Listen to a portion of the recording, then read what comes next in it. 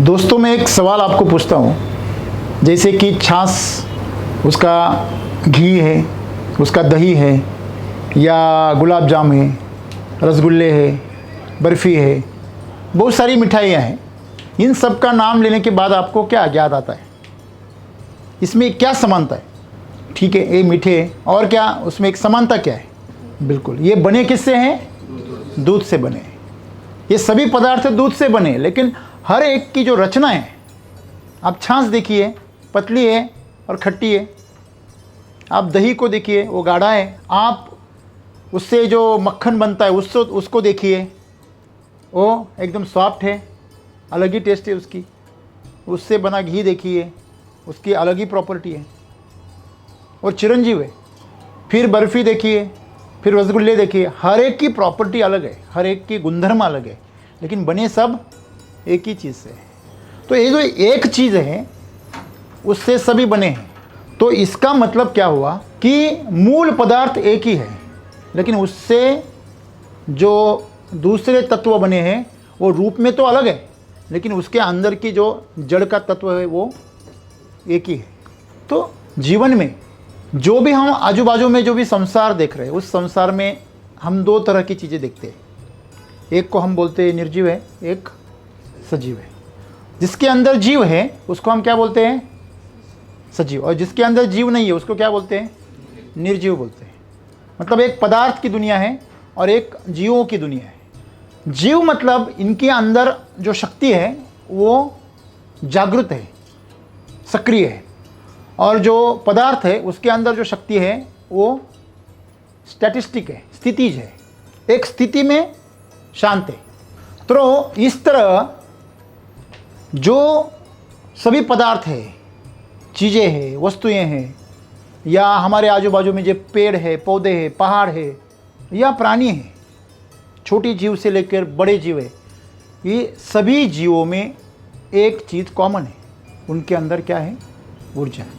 आप ऐसे भी कह सकते हैं कि पदार्थ ही ऊर्जा है और ऊर्जा ही पदार्थ है। जो पंचमहाभूत होते हैं, उन पंचमहाभूतों से ये क्या बने हैं? सब चीज़ें बनी हैं। पदार्थ भी बने हैं, जीव भी बने हैं। और ये जो पंचमहाभूत है वो अपने अपने गुणानुसार उस पदार्थों में अपना जो प्रेजेंस है, अपनी उपस्थिति है, वो दर्शाते हैं। जिस पदार्थ में पानी ज़्यादा है वो पानी के गुणधर्म बताता है, जिसमें पृथ्वी तत्व ज़्यादा है वो वही गुणधर्म दिखाता है। मतलब जिस तरह जो पंचमहाभूत उसमें ज़्यादा हावी है उस तरह के गुणधर्म वो दिखाता है। तो ये जो सब दुनिया है, इस दुनिया जो है वो पदार्थ ही ऊर्जा है, ऊर्जा ही पदार्थ है। लेकिन हमें क्यों नहीं समझता?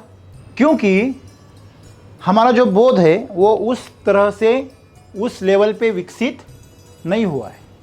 जैसे कि छोटा बच्चा है, वो स्कूल में कोई कविता पढ़ता है, और जो 10वीं वाला बच्चा है वो भी वही कविता पढ़ता है। तो दोनों के पढ़ने में क्या है? अंतर है। जो छोटा बच्चा है वो सिर्फ मजाक और मनोरंजन से पढ़ेगा, लेकिन जो बड़ा है वो उसके भावार्थ को समझेगा। तो इसी तरह हमारा बोध उतना विकसित नहीं है कि हम उसको समझ पाए कि यही पदार्थ और यही ऊर्जा है। अभी जो आपने लकड़ी से जो ज्वालाएं बाहर निकली हुई देखी वो लकड़ी है, और जो लकड़ी पड़ी हुई वो ऊर्जा ही है, लेकिन दोनों का जो रूप है वो क्या है? अलग है।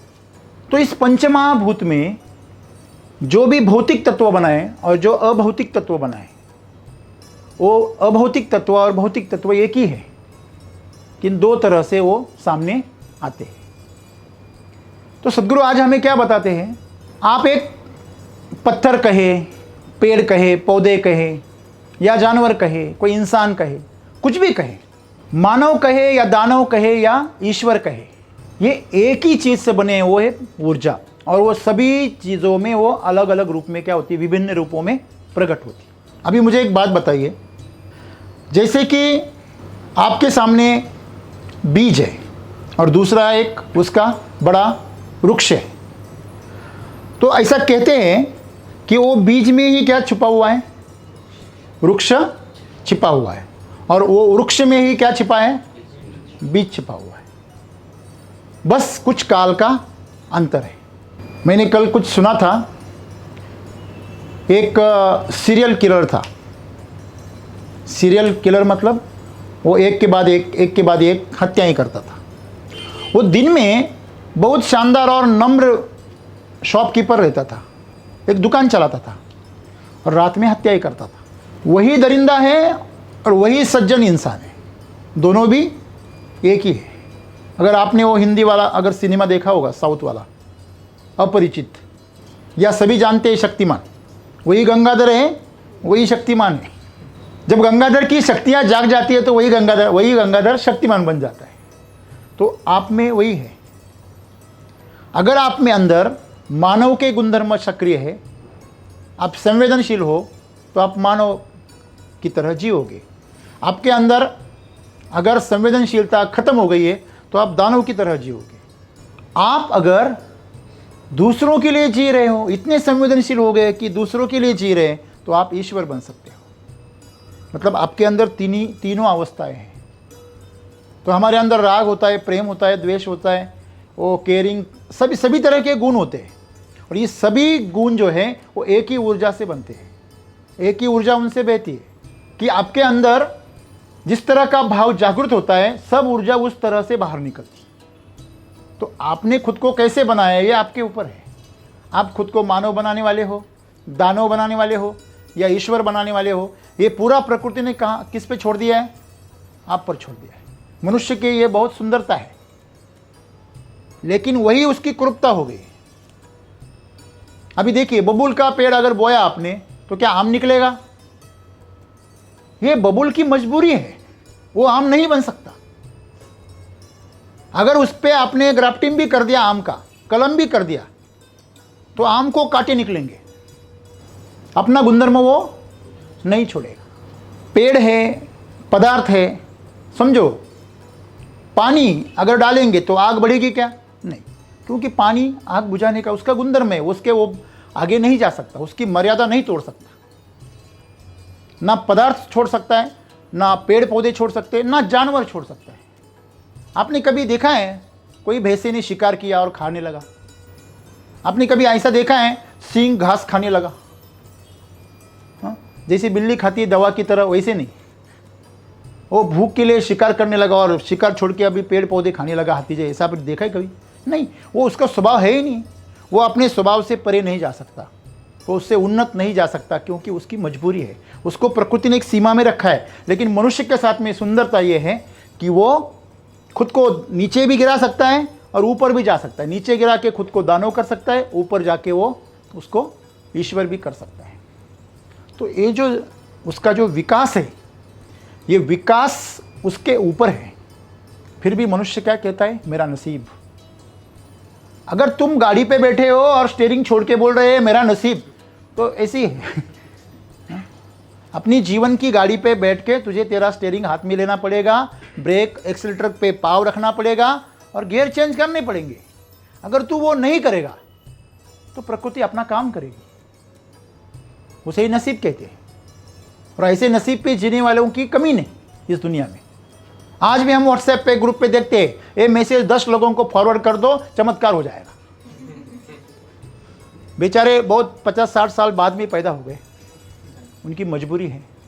और ऐसे लोग जो नसीब के भरोसे अपने आप होगा इस भरोसे जी रहे हैं, इसे लोगों के कारण गुलामी और दरिंदगी और जो दरिद्रता है वो कम नहीं होती। आज सदगुरु हमें वही बता रहे हैं कि ऊर्जा सब में एक है, सब में एक ही बीज है। हर कोई बड़ा विशाल वटवृक्ष बन सकता है, लेकिन तुम्हारे ऊपर है, तुम्हें कांटेदार बनना है या फलदार बनना है, मधुर बनना है या कड़वा बनना है। दोस्तों, जीवन बहुत सुंदर है मनुष्य का। प्रकृति ने आपको पूरी रियायत दे सकी है, मतलब दे चुकी है। वो आपको पूरी आपको खुली छूट दे चुकी है कि आप कुछ भी बनो। और यही उसकी कुरूपता का कारण बन गया है, क्योंकि मनुष्य आलस्य में और अज्ञान में और अहंकार में बंधा हुआ है। तो वो प्रगति करने के बजाय अधोगति की तरफ निकल जाता है, क्योंकि वो आसान है। गिरना आसान है, किसी भी परीक्षा में फेल होना आसान है, किसी भी आपके खेत में घास फूस उगाना आसान है, वो उग जाती है अपने आप, करनी नहीं पड़ती। फेल अपने आप हो जाता है, वो करना नहीं पड़ता। हाँ? जीवन बर्बाद करना नहीं पड़ता, वो हो जाता है। गिरना नहीं पड़ता, अपने आप गिर जाते हैं। अफवाहें फैलानी नहीं पड़ती, वो अपने आप फैलती है। लेकिन सच्चाई के लिए दम लगता है, सच्चाई के लिए आपको जागरूक रहना पड़ता है, ढूंढना पड़ता है। नाम कमाने के लिए आपको मेहनत करनी पड़ती है। ये सब चीज़ें जो है आपके सामने प्रस्तुत है, चुनाव आपका है। तो आप जीवन में उन्नत हो या अवनत हो, ये पूरी छूट दे रखी है प्रकृति ने हमें। तो ये जो ब्रह्मांड है, इस ब्रह्मांड में ऊर्जा भी है और पदार्थ भी है। आप किस में अटकना चाहते हो?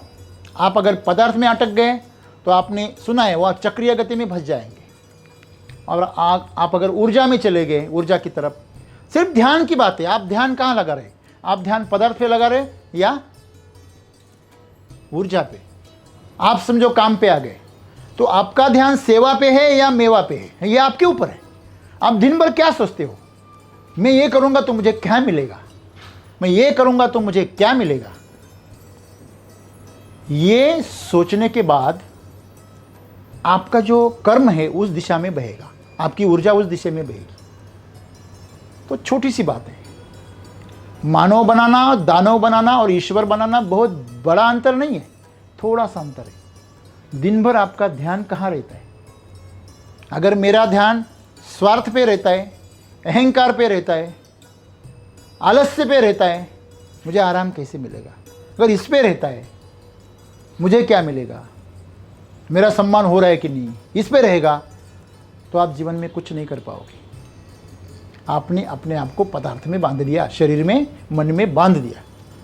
तो सीधी सी बात है, ये आजू बाजू में आपको जो भी चीज़ें दिख रही है, जो भी जीव दिख रहे हैं, जो भी मानव दिख रहे हैं, वो कुछ और नहीं है, वो आपका ही एक अंश है। जिस अंश से आप जिंदा हो, उसी अंश से वो जिंदा है। सभी में एक ही अंश है, सिर्फ बात यह है कि वो प्रकट कैसे हो रहा है, कौन सी भूमिका लेके आ गया है। वो कलाकार एक ही है, हर पिक्चर में नए भूमिका में आता है। एक पिक्चर में खलनायक बनता है, एक पिक्चर में भिखारी बनता है, एक पिक्चर में राजा बन जाता है, एक पिक्चर में महलों में रहता है, दूसरे पिक्चर में झोपड़ियों में रहता है। कलाकार वही है, अपनी भूमिका बदलता है। इसके अंदर जो कलाकार है वो एक ही है, सबका कलाकार एक ही है, सिर्फ वो अलग अलग दशावतारी भूमिकाएं निभाता है। हमारी परंपरा में, हमारी संस्कृति में जो विरासत हमें मिली है ज्ञान की, और जो भी कथाएं हैं, जो भी महाकाव्य है, महाभारत है, रामायण है, भगवत गीता में जो भी सिखाया गया है, ये सब चीज़ों ने हमें इतना अमीर बना के रखा है, लेकिन हम उसकी दौलत लुटा नहीं पाते। दौलत तो है, लेकिन फिक्स डिपॉजिट है। उसको अगर तोड़ना है तो हमारे अंदर बोध चाहिए, वो बोध की पात्रता चाहिए, तब हम उसको कैश कर सकते हैं। नहीं तो वो ऐसी ही पड़ी रहती है, किताबों में पड़ी रहती है, मंदिरों में पड़ी रहती है। तो अगर हम उस दौलत को लुटा पाए तो इस दुनिया में इससे बड़ी दौलत कोई नहीं है जो आपको ईश्वर बना दे। धन्यवाद।